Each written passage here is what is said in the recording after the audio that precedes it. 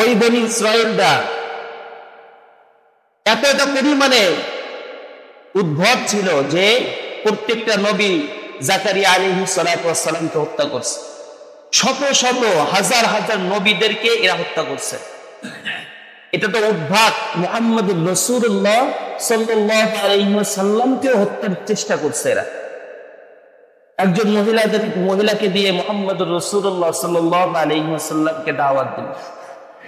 আল্লাহর হাবিব সাল্লাল্লাহু আলাইহি ওয়াসাল্লাম চিন্তা করলেন, আহলে কিতাব, দাওয়াত কবুল করলেন। দাওয়াত কবুল করার পরে খাসি জবাই করে গোশত রান্না করে আল্লাহর হাবিবের সামনে দিছে, কিন্তু কঠিন থেকে কঠিন বিষ ওর ভিতরে মিশায় দিছে। আল্লাহর হাবিব সাল্লাল্লাহু আলাইহি ওয়াসাল্লাম সাহাবায়ে কেরামরা শুরু করার আগ মুহূর্তে তিনি বললেন বিসমিল্লাহ বলে শুরু করেন। আগে আল্লাহর হাবিব লোকমাটা যখন গলের ভিতরে দিছে, জিহ্বার কিছু অংশ খাবারে লাগছে। জিবরাইল আলাইহিস সালাতু ওয়াস সালাম বললেন, ইয়া রাসূলুল্লাহ, খাবারে বিষ মিশানো, আপনি খেয়েন না, ফেলে দেন। তখন আল্লাহর হাবিব সাল্লাল্লাহু আলাইহি ওয়াসাল্লাম সাহাবায়ে কেরামদেরকে নিষেধ করে দিলেন। এত সময় সাহাবায়ে কেরামরা মুখে খাবার উঠায় পারেন।